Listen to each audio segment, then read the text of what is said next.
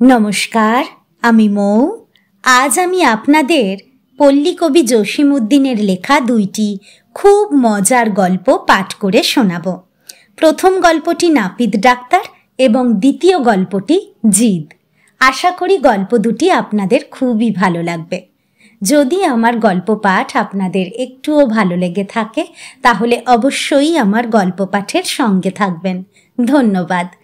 শুরু করছি আজকের প্রথম গল্প, পল্লী কবি জসীমউদ্দিনের লেখা নাপিত ডাক্তার। ছোট্ট একটা শহর, সেখানে সবচাইতে বড় ডাক্তার হইয়া পড়িল এক নাপিত। ছোটখাটো অসুখে এটা ওটা ঔষধ দিয়াই নয়, ফোঁড়া কাটা হইতে আরম্ভ করিয়া রোগীর পেট চিরিয়া পেট হইতে পুঁজ বাহির করিয়া দেওয়া পর্যন্ত বড় বড় কাটা ছেঁড়ার কাজও সে অতি সহজেই করিয়া দেয়। এসব কাজ করিতে ডাক্তারেরা কত রকমের যন্ত্র লয়। ছুরি কাঁচি ভালোমতো গরম পানিতে সিদ্ধ করিয়া পানিতে ভালোমতো হাত পরিষ্কার করিয়া কত সাবধান হইয়া তাহারা রোগীর গায়ে অস্ত্র ধরে। নাপিত কিন্তু এসবের ধারও ধারে না। সে হাতের তেলোয় তাহার খুর আর নরুন ভালোমতো ঘষিয়া খসা খস বড় বড় কাটা ছেঁড়ার কাজ সে করিয়া যায়। এমন পাকা তাহার হাত, রোগীর পেট ছিঁড়িয়া পেটের মধ্যে হাত দিয়া যেখানে নাড়ির ভিতরে ফোঁড়াটি হইয়াছে অতি সহজেই সেখানে খুর চালাইয়া পুঁজ রক্ত বাহির করিয়া আনে।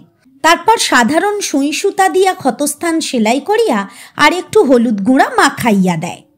ক্ষতস্থান সারিয়া যায়।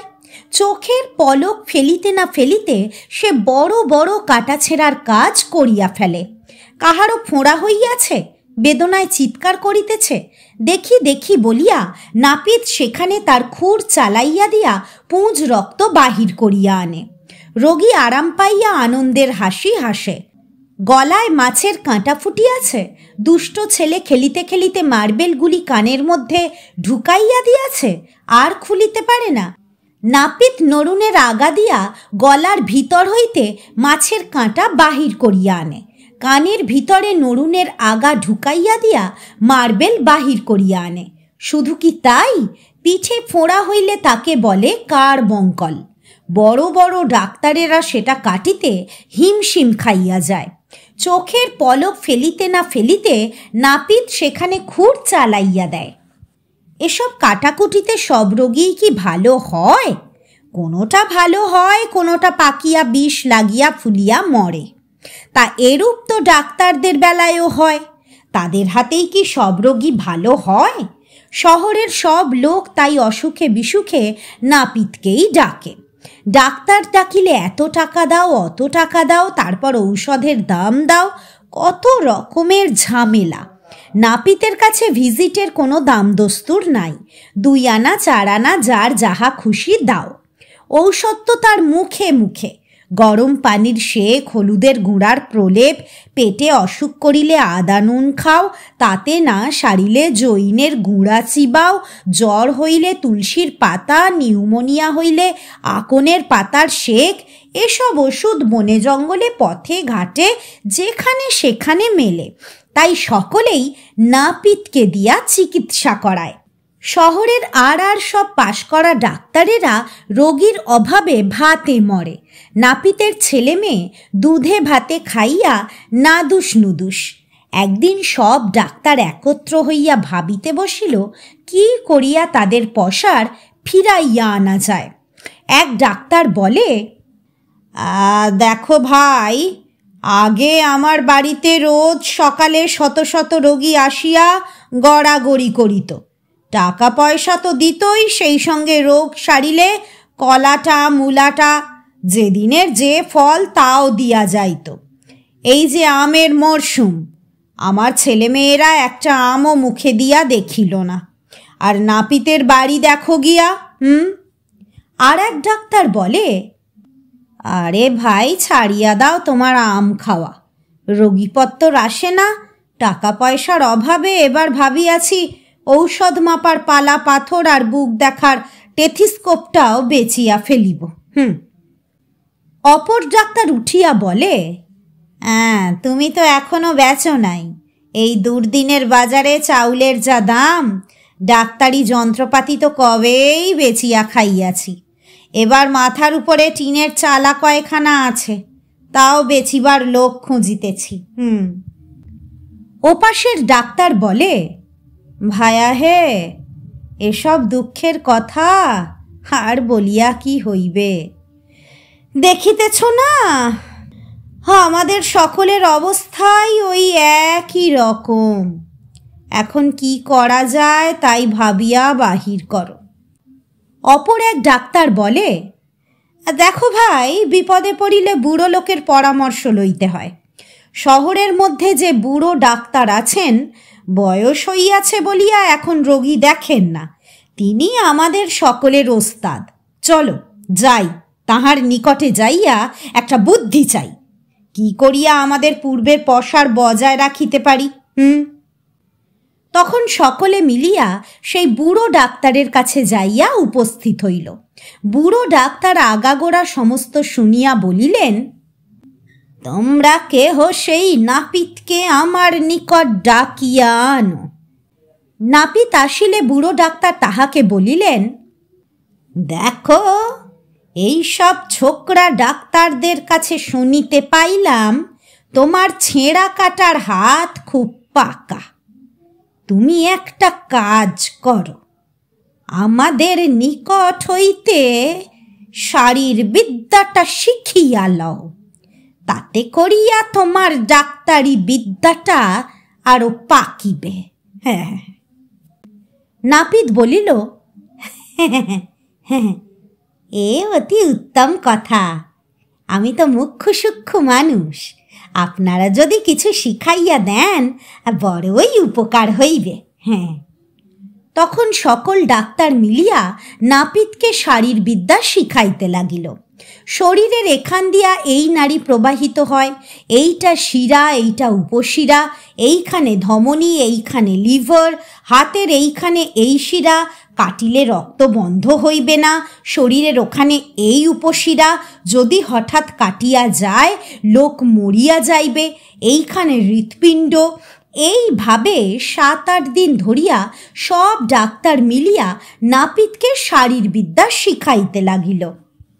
নাপিত বুদ্ধিমান লোক, ডাক্তারদের যাহা শিখিতে মাসের পর মাস লাগিয়াছিল, সে তাহা 7-8 দিনে শিখিয়া ফেলিল।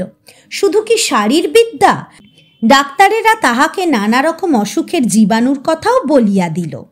ডাক্তারি যন্ত্রপাতি ভালো মতো পরিষ্কার করিয়া না লইলে রোগীর কি কি রোগ হইতে পারে তাহাও বুঝাইয়া দিল। তারপর সেই বুড়ো ডাক্তারের পরামর্শ মতো সকল ডাক্তার একটি রোগী আনিয়া নাপিতের সামনে খাড়া করিল। তাহার সামান্য ফোঁড়া হইয়াছিল, তাহারা তাহাকে সেই ফোঁড়া কাটিতে বলিল। নাপিত কত রকম করিয়া হাত ধোয়, কত ঔষধ গোলাইয়া তার খুর নরুন পরিষ্কার করে, কিন্তু তার মনের খুঁতখুঁতি যায় না। হয়তো তার হাত ভালো মতো পরিষ্কার হয় নাই, হয়তো অস্ত্রে কোনো রোগের জীবাণু লাগিয়া আছে। আবার নূতন করিয়া অস্ত্র সাফ করিয়া নাপিত সেই লোকটির ফোঁড়া কাটিতে আরম্ভ করিল, কিন্তু তার হাত যে আজ কাঁপিয়া ওঠে। শরীরের এইখানে এই শিরা, ওইখানে ওই উপশিরা, ওইখান দিয়া খুর চালাইলে রোগী মরিয়া যাইবে। নাপিত খুর এভাবে ধরে, ওভাবে ধরে, কিন্তু ফোঁড়া কাটিতে কিছুতেই সাহস পায় না। এতদিন অজান্তে রোগীর গায়ের যেখানে সেখানে খুর চালাইয়াছে, কিন্তু সমস্ত জানিয়া শুনিয়া সে আজ রোগীর গায়ে খুর চালাইতে সাহস আর পায় না। ভয়ে তাহার হাত হইতে অস্ত্র খসিয়া পড়িয়া গেল। নাপিত আর তাহার খুর চালাইতে পারিল না। সেই হইতে নাপিতের পসার বন্ধ হইল। লোকেরা আবার ডাক্তার ডাকিতে আরম্ভ করিল। শুরু করছি আজকের দ্বিতীয় গল্প, পল্লীকবি জসিমউদ্দিনের লেখা খুব মজার মন ভালো করা গল্প জিদ। এক তাঁতি আর তার বউ, তারা বড়ই গরিব, কোনোদিন খায় কোনোদিন খাইতে পায় না। তাঁত খুঁটি চালাইয়া কাপড় বুনাইয়া কি বা তাহাদের আয়, আগেকার দিনে তারা বেশি উপার্জন করিত। তাহাদের হাতের একখানা শাড়ি পাইবার জন্য কত বাদশা জাদিরা, কত নবাব জাদিরা তাহাদের উঠানে গড়াগড়ি পারিত। তখন একখানা শাড়ি বুনিতে মাসের পর মাস লাগিত। কোনো কোনো শাড়ি বুনিতে বৎসরেরও বেশি সময় ব্যয় হইত। সেই সব শাড়ি বুনাইতে কতই না যত্ন লইতে হইত। রাত থাকিতে উঠিয়া তাঁতির বউ চরকা লইয়া ঘরর ঘরর করিয়া সুতা কাটিত। খুব ধরিয়া ধরিয়া চোখে নজর আসে না, এমনই সরু করিয়া সে সুতা কাটিত। ভোরবেলায় আলো আঁধারির মধ্যে সুতা কাটা শেষ করিতে হইত। সূর্যের আলো যখন চারিদিকে ছড়াইয়া পড়িত তখন সুতা কাটিলে সুতা তেমন মুলাম হইত না। তাঁতি আবার সেই সুতায় নানা রকমের রং মাখাইত। এত সরু সুতা আঙুল দিয়া ধরিলে ছিঁড়িয়া যায়, তাই বাঁশের সরু শলার সঙ্গে আটকাইয়া সেই সুতা তাঁতে পরাইয়া কত রকমের নকশা করিয়া তাঁতি কাপড় বুনাইত। সেই শাড়ির উপর বুনট করা থাকিত কত রাজকন্যার মুখের রঙিন হাসি, কত রূপকথার কাহিনী, কত বেহেস্তের আরামবাগের কেচ্ছা। ঘরে ঘরে মেয়েরা সেই শাড়ি পরিয়া যখন হাঁটিত তখন সেই শাড়ির ভাঁজে ভাঁজে কত গোলেবাক ওয়ালি আর কত লুবান কন্যার কাহিনী ছড়াইয়া পড়িত। শাড়িগুলির নামই বা ছিল কত সুন্দর: কলমি ফুল, গোলাপ ফুল, মন খুশি, রাসমণ্ডন, মধুমালা, কাজললতা, বালুচর। শাড়িগুলির নাম শুনিয়াই কান জুড়াইয়া যাইত। কিন্তু কিসে কি হইয়া গেল! দেশের রাজা গেল, রাজ্য গেল, দেশবাসী পথের ভিখারি সাজিল। বিদেশি বণিক আসিয়া শহরে কাপড়ের কল বসাইল। কলের ধোঁয়ার উপর সওয়ার হইয়া হাজার হাজার কাপড় ছড়াইয়া পড়িতে লাগিল। যেমন সস্তা তেমনই টেকসই, আবার যেখানে সেখানে পাওয়া যায়। তাঁতির কাপড় কে আর কিনিতে চায়? হাট হইতে নকশি শাড়ি ফিরাইয়া আনিয়া তাঁতিরা কাঁদে। শূন্য হাঁড়িতে চাউল না পাইয়া তাঁতির বউ কাঁদে। ধীরে ধীরে তারা সেই মিহিন শাড়ি বুনান ভুলিয়া গেল। এখনকার লোক নকশা চায় না, তারা চায় টেকসই আর সস্তা কাপড়। তাই তাঁতি মিলের তৈরি মোটা সুতার কাপড় বুনায়। সেই সুতা আবার যেখানে সেখানে পাওয়া যায় না, চোরা বাজার হইতে বেশি দামে কিনিতে হয়। এখন কাপড় বেচিয়া যাহা লাভ হয় তাহাতে কোনো রকমে শুধু বাঁচিয়া থাকাই যায়। এটা ওটা কিনিয়া মনের ইচ্ছা মতো খাওয়া যায় না। কিন্তু তাঁতির বউ সে কথা কিছুতেই বুঝিতে পারে না। সে তাঁতিকে বলে, তোমার হাতে পড়িয়া আমি একদিনও ভালো মতো খাইতে পারিলাম না। এত করিয়া তোমাকে বলি হাটে যাও, হাটে যাও, ভালো মতো একটা মাছ কিনিয়া আনো, সে কথা কানেই তোলো না। তাঁতি উত্তর করে, এই সামনের হাটে যাইয়া তোমার জন্য ভালো মতো একটা মাছ কিনিয়া আনিব। সে হাট যায়, পরের হাট যায়, আরও এক হাট যায়, তাঁতি কিন্তু মাছ কিনিয়া আনে না। সেদিন তাঁতির বউ তাঁতিকে ভালো করিয়াই ধরিল। এ হাটে যদি মাছ কিনিয়া না আনিবে তবে রহিল পড়িয়া তোমার চরকা, রহিল পড়িয়া তোমার নাটাই, আমি আর নলি কাটিব না। রহিল পড়িয়া তোমার শলা, আমি আর তেনা কাড়াইব না। শুধু শাক ভাত আর শাক ভাত, খাইতে খাইতে পেটে চড়া পড়িয়া গেল। তাও যদি পেট ভরিয়া খাইতে পাইতাম। তাঁতি কি আর করে? একটা ঘষা পয়সা ছিল, তাই লইয়া তাঁতি হাটে গেল। এ দোকান ও দোকান ঘুরিয়া অনেক দরদস্তুর করিয়া সেই ঘষা পয়সাটা দিয়া তাঁতি 3টি ছোট্ট মাছ কিনিয়া আনিল। মাছ দেখিয়া তাঁতির বউ কি খুশি! আহ্লাদে আটখানা হইয়া সে মাছ কুটিতে বসিল। এভাবে ঘুরাইয়া ওভাবে ঘুরাইয়া কত গুমর করিয়াই সে মাছ কুটিল, যেন সত্য সত্যই একটা বড় মাছ কুটিতেছে। তারপর পরিপাটি করিয়া সেই মাছ রান্না করিয়া তাঁতিকে খাইতে ডাকিল। তাঁতি আর তার বউ খাইতে বসিল। 3টি মাছ, কে 2টি খাইবে আর কে 1টি খাইবে কিছুতেই তারা ঠিক করিতে পারে না। তাঁতি বউকে বলে, দেখো, রোদে ঘামিয়া কত দূরের পথ হাঁটিয়া এই মাছ কিনিয়া আনিয়াছি, আমি 2টি মাছ খাই, তুমি 1টি খাও। বউ বলে, তা হইবে না, এতদিন বলিয়া কহিয়া কত মান অভিমান করিয়া তোমাকে দিয়া মাছ কিনাইয়া আনিলাম, আমি 2টি মাছ খাইব। তাঁতি বলে, তা কিছুতেই হইবে না। কথায় কথায় আরও কথা ওঠে, তর্ক বাড়িয়া যায়, সেই সঙ্গে রাতও বাড়ে, কিন্তু কিছুতেই মীমাংসা হয় না কে 2টি মাছ খাইবে আর কে 1টি মাছ খাইবে। অনেক বাদানুবাদ, অনেক কথা কাটাকাটি, রাতও অর্ধেক হইল। তখন 2 জনে স্থির করিল তাহারা চুপ করিয়া ঘুমাইয়া থাকিবে, যে আগে কথা বলিবে সেই 1টা মাছ খাইবে। তাঁতি এদিকে মুখ করিয়া, তাঁতির বউ ওদিকে মুখ করিয়া শুইয়া রহিল। থালা ভরা ভাত তরকারি পড়িয়া রহিল। রাত কাটিয়া ভোর হইল, কিন্তু কারো মুখে কোনো কথা নাই। ভোর কাটিয়া দুপুর হইল, কিন্তু কারো মুখে কোনো কথা নাই। দুপুর কাটিয়া সন্ধ্যা হইল, কিন্তু কারো মুখে কোনো কথা নাই। বেলা যখন পড়ো আকাশের কিনারায় সাঁঝের কলসি ভরো ভরো, পাড়ার লোকেরা বলা বলি করে, আরে ভাই, আজ তাঁতি আর তাঁতির বউকে দেখিতেছি না কেন? তাদের বাড়িতে তাঁতের খটর খটরও শুনি না, চরকার ঘরর ঘররও শুনি না। কোনো অসুখ বিসুখ করিল নাকি? আহা, তাঁতি বড় ভালো মানুষটি, বেচারা গরিব হইলে কি হয়, কারো কোনো ক্ষতি করে নাই কোনো দিন। একজন বলিল, চলো ভাই, দেখিয়া আসি ওদের কোনো অসুখ বিসুখ করিল নাকি। পাড়ার লোকেরা তাঁতির দরজায় আসিয়া ডাকাডাকি আরম্ভ করিল, কিন্তু কোনো সাড়া শব্দ নাই। ভিতর হইতে দরজা বন্ধ। তখন তারা দরজা ভাঙিয়া ঘরে ঢুকিয়া দেখিল তাঁতি আর তাঁতির বউ শুইয়া আছে, নড়ে না, চড়েও না, ডাকিলেও সাড়া দেয় না। তারপর গাঁয়ের মোল্লা আসিয়া পরীক্ষা করিয়া স্থির করিল তাহারা মরিয়া গিয়াছে। আহা, কি ভালোবাসা রে! তাঁতি মরিয়াছে, তাহার শোকে তাঁতি বউও মরিয়া গিয়াছে। এমন মরা খুব কমই দেখা যায়।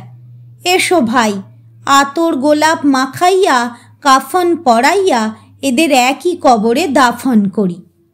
গোরস্থান সেখান হইতে 1 মাইল দূরে। এই অবেলায় কে সেখানে যাইবে? পাড়ার 2 জন ইমানদার লোক মরা কাঁধে করিয়া লইয়া যাইতে রাজি হইল। মোল্লা সাহেব ঘোড়ায় চড়িয়া সঙ্গে সঙ্গে চলিলেন। কবর দেওয়ার সময় জানাজা পড়িতে হইবে। গোরস্থানে মোর্দা আনিয়া নামানো হইল। মোল্লা সাহেব একটি খুঁটার সঙ্গে তার ঘোড়াটা বাঁধিয়া সমস্ত তদারক করিতে লাগিলেন। তার নির্দেশ মতো কবর খোঁড়া হইল। তাঁতি আর তাঁতির বউকে গোসল করাইয়া কাফন পরাইয়া সেই কবরের মধ্যে শোয়াইয়া দেওয়া হইল। তখনও তাহারা কথা বলে না। তাহাদের বুকের উপর বাঁশ চাপাইয়া দেওয়া হইল। তখনও তাহারা কথা বলে না। তারপর যখন সেই বাঁশের উপর কোদাল কোদাল মাটি ফেলানো হইতে লাগিল, তখন বাঁশ খুঁটি সমেত তাঁতি লাফাইয়া বলিয়া উঠিল, তুই 2টা খা, আমি 1টা খাবো। সঙ্গে ছিল 2 জন লোক আর মোল্লা সাহেব। তারা ভাবিল নিশ্চয়ই ওরা ভূত হইয়া জাগিয়া উঠিয়াছে। সঙ্গের 2 জন লোক মনে করিল তাঁতি যে তার বউকে 2টা খাইতে বলিল, নিশ্চয়ই সে তাহাদের 2 জনকে খাইতে বলিল। তখন তাহারা ঝুড়ি কোদাল ফেলিয়া দে দৌড়, যে যত আগে পারে। মোল্লা সাহেব মনে করিলেন তাঁতি নিজেই আমাকে খাইতে আসিতেছে। তখন তিনি তাড়াতাড়ি আসিয়া ঘোড়ার পিঠে সওয়ার হইয়া মারিলেন চাবুক। ভয়ের চোটে খুঁটি হইতে ঘোড়ার দড়ি খুলিয়া লইতে ভুলিয়া গেলেন। চাবুক খাইয়া ঘোড়া খুঁটি উপড়াইয়া দিল ছুট। ঘোড়া যত চলে সেই দড়িতে বাঁধা খুঁটা আসিয়া মোল্লা সাহেবের পিঠে তত লাগে। তিনি ভাবেন বুঝি ভূত আসিয়া তার পিঠে দাঁত ঘষিতেছে। তখন তিনি আরও জোরে জোরে ঘোড়ার গায়ে চাবুক মারেন, আর দড়ি সমেত খুঁটা আসিয়া আরও জোরে জোরে তাঁর পিঠে লাগে। হাসিতে হাসিতে তাঁতি আর তাঁতির বউ বাড়ি আসিয়া ভাত খাইতে বসিল।